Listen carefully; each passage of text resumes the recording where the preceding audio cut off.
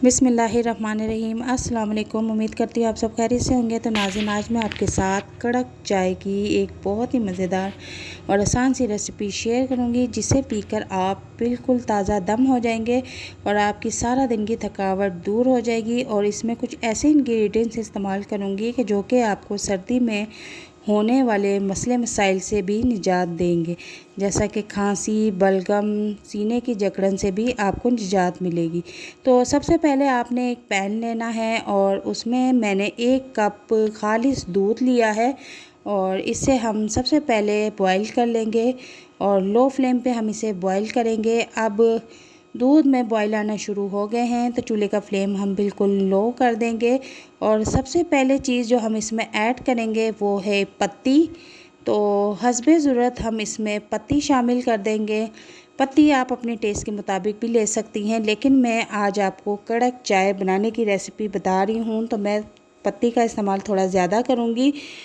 पत्ती ऐड करने के बाद इसको थोड़ी देर के लिए हम बॉईल होने के लिए छोड़ देंगे। और इसके बाद मैं अगली चीज़ इसमें जो ऐड करूँगी वो है दालचीनी। दालचीनी भी हम इसमें ऐड कर देंगे। सर्दी के मौसम में दालचीनी का इस्तेमाल बहुत फ़ायदेमंद होता है। साथ ही मैं इसमें 2 इलायची के दाने भी ऐड कर दूंगी और छोटा सा अदरक का टुकड़ा भी इसमें ऐड कर दूंगी। और अब इसको लो फ्लेम पे पकने के लिए छोड़ दूंगी। ये बहुत ही ज़बरदस्त चाय रेडी हो रही है और इसको एक बार पी लेने से आपको सर्दी में होने वाली जितनी भी प्रॉब्लम है वो सब की सब ख़त्म हो जाएंगी। और इसमें मैंने 1 चम्मच चीनी का यूज़ किया है और चीनी आप अपने टेस्ट के मुताबिक ले सकती हैं। चीनी शामिल करने के बाद मैं इसको लो फ्लेम पे मज़ीद पकने दूंगी। चाय में मैंने जो चीज़ें इस्तेमाल की हैं वो हमारी सेहत के लिए बहुत फ़ायदेमंद है। जैसा कि अब सर्दियां आ रही हैं तो फ़ौरन से सर्दियों वाली बीमारियां शुरू हो जाती हैं। खांसी शुरू हो जाती है, नज़ला, ज़ुकाम, गला ख़राब हो जाता है, सीने में बलगम की जकड़न शुरू हो जाती है। तो इन चीज़ों से बचने के लिए आप रोज़ाना 1 कप ये चाय बनाकर पी लिया करें तो आपको सर्दी में होने वाली ये तमाम बीमारियां परेशान नहीं करेंगी। सारा दिन के कामों की आपको जितनी भी थकावट है, इस तरह की कड़क चाय पीने से आप एकदम फ्रेश हो जाएंगे, बिल्कुल ताज़ा दम हो जाएंगे। सारा दिन की आपकी थकावट ख़त्म हो जाएगी और आप बिल्कुल फ्रेश महसूस करेंगे। तो चाय हमारी बॉईल होते हुए तकरीबन 2 मिनट गुज़र चुके हैं। तो अब मैं इसका चूल्हे का फ्लेम ऑफ़ कर दूंगी और इसको किसी कप में निकाल लूँगी। लेकिन उससे पहले आपको एक बात बता दूं कि आप चीनी की जगह पर शक्कर भी यूज़ कर सकते हैं और गुड़ का भी आप इस्तेमाल कर सकते हैं।